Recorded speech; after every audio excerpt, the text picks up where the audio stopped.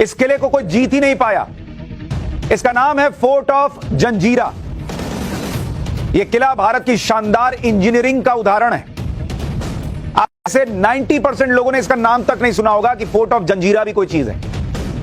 दरअसल जंजीरा अरबी शब्द है और इसका मतलब होता है टापू। यह किला बिल्कुल समुद्र में किसी टापू की तरह ही नजर आता है। आप फोटो देखिए, दूर से ऊपर से देख रहे हैं, ऐसा लग रहा है कोई टापू है। यह है फोर्ट ऑफ जंजीरा। लेकिन इसका इतिहास सुनिएगा तो अगर इतिहास कोई समुद्र हो तो वहां भी जंजीरा एक टापू की तरह है, क्योंकि इसका इतिहास बिल्कुल अलग है। ऐसा किला जिसको कोई जीत ही नहीं सका। जंजीरा किला समुद्र के बीच में बना हुआ है। लेकिन इस बात को समझिए कि आज से 350 साल पहले समुद्र के बीच किला बनाया गया। भाई यह आज की चीज नहीं है, आज की इंजीनियरिंग नहीं है कि अच्छा चलिए समुद्र के बीच में बना दिया गया। 350 साल पहले सोचिए क्या इंजीनियरिंग रही होगी, क्या तकनीक रही होगी कि समुद्र के बीच में किला बनाया इन लोगों ने। पानी के बीच में किला बना दिया गया जो सैकड़ों साल से खड़ा है।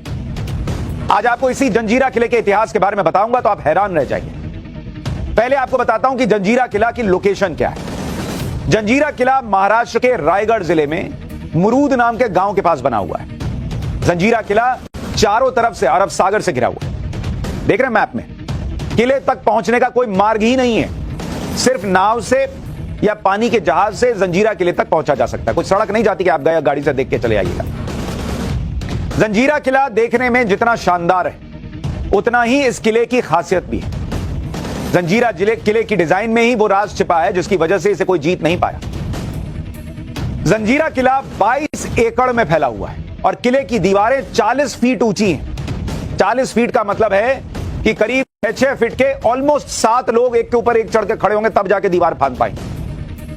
जंजीरा किले में 19 बुर्ज बने हुए हैं। हर बुर्ज के बीच 90 फुट का अंतर है। बुर्ज मतलब वो टावर बना हुआ है जिससे आप जो है निगरानी रखते हैं। आज की डेट में लोगों को बुर्ज खलीफा पता है, जो टावर बना हुआ है, जो बिल्डिंग बनी हुई है। लेकिन यहां बुर्ज है ये लोगों को पता ही नहीं है। बुर्ज से किले की निगरानी होती थी। 500 तोपों से किले की सुरक्षा होती थी। तोप रखने के लिए 26 टावर भी बनाए गए थे। किले में प्रवेश के लिए 3 गेट थे। एंट्री गेट दीवारों की आड़ में बनाए गए थे। दूर से किले का एंट्री गेट दिखता ही नहीं था, जिस वजह से हमलावर किले का गेट खोज ही नहीं पाते थे। एक तो पानी से आना है, इतने दूर से आना है, आप रास्ता नहीं है कि पहुंच जाएंगे, और आप पहुंच भी रहे हैं तो आपको दूर से दिख ही नहीं रहा कि एंट्री गेट कहां है, कहां से घुस। इतनी शानदार कारीगरी थी, इतना शानदार इंजीनियरिंग था। पुराने समय में जंजीरा किले के अंदर 550 से ज्यादा परिवार रहते और किले के अंदर बाकायदा मोहल्ले बनाए गए। इन मोहल्लों में पदों के हिसाब से लोगों को रखा गया था। किले के अंदर स्कूल भी था। मतलब अपना एक पूरा आप कहिए कि एक शहर जैसा अंदर बसा हुआ है।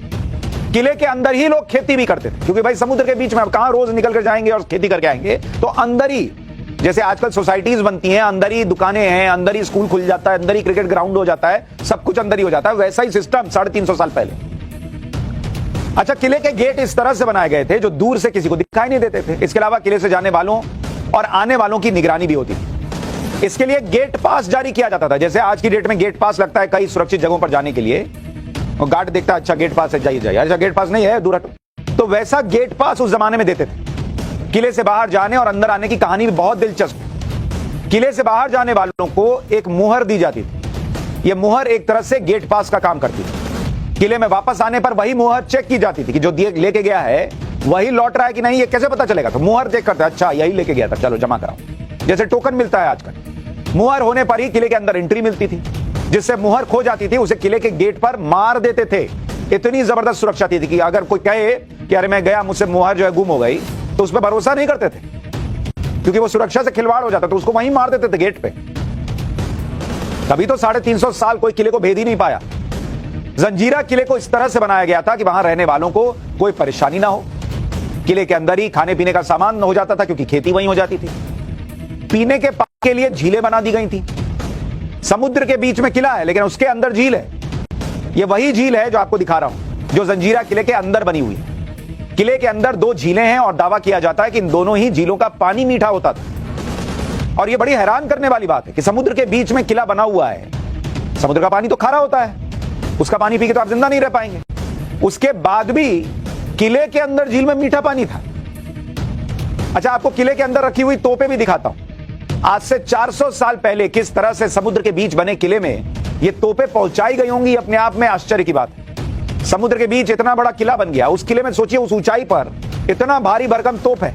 अब उधर से देखिए नाव दिख रही ना, वो उधर से कोई आएगा, तोप से गोला गया, वो नाव खत्म। क्या वो जो है वो इस किले को भेद पाएगा?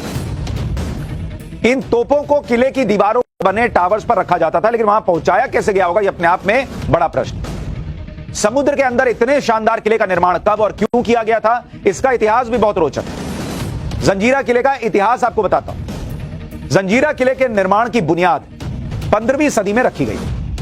मुरूद गांव के पास राजापुरी में मछुआरे रहते थे, जिनके राजा रामराव पाटिल थे। रामराव पाटिल ने अपनी बस्ती को लुटेरों से बचाने के लिए किले की योजना बनाई और इसके लिए रामराव पाटिल ने अहमदनगर के सुल्तान निजाम खान से इजाजत ली। रामराव पाटिल ने समुद्र के किनारे से कुछ अंदर लकड़ी का किला बनवाया। लकड़ी के किले को मेधे कोट नाम दिया गया। जब किला बन गया तो अहमदनगर के सुल्तान निजाम खान की नजर उस पर पड़ी। निजाम खान ने रामराव पाटिल से कहा कि भैया अब ये किला खाली कर दो। उसको पसंद आ गया। सुल्तान के इस आदेश को रामराव पाटिल ने माना नहीं, क्योंकि उसने बड़ी मेहनत से किला बनाया।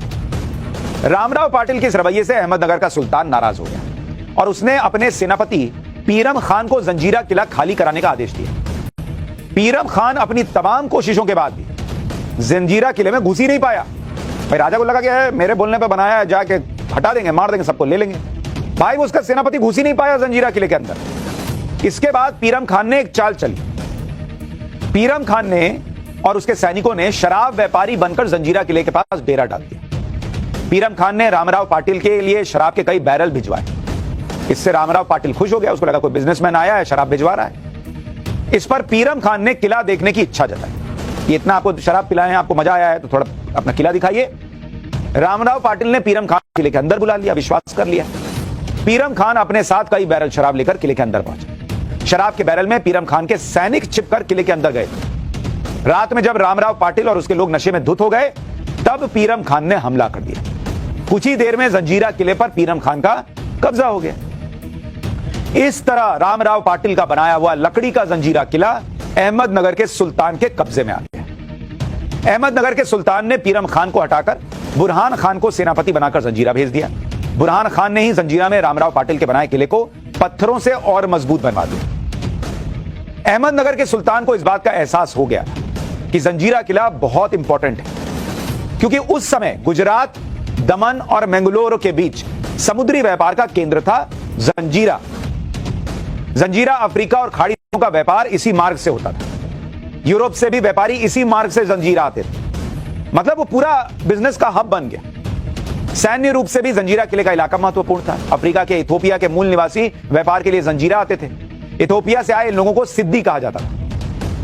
15वीं शताब्दी में ही रामराव पाटिल से किला जीतने के बाद अहमदनगर के सुल्तान ने एक सिद्दी मलिक अंबर को जंजीरा किले का कमांडर बना दिया। जंजीरा किला 1947 तक सिद्दियों के ही कब्जे में रहा और आजादी के बाद जंजीरा किले का अधिकार भारत सरकार के पास आ गया। जंजीरा किले का महत्व शिवाजी महाराज भी समझते थे और इसी वजह से शिवाजी महाराज ने भी इस किले पर अधिकार के लिए हमले किए। छत्रपति शिवाजी महाराज ने जंजीरा किले पर 3 बार हमला किया, लेकिन किले की ऊंची दीवार की वजह से वो किले पर अधिकार नहीं कर पाए। सोचिए, छत्रपति शिवाजी महाराज जैसा योद्धा भी इस किले पर अधिकार नहीं कर पाया। ऐसा इस किले का इतिहास है।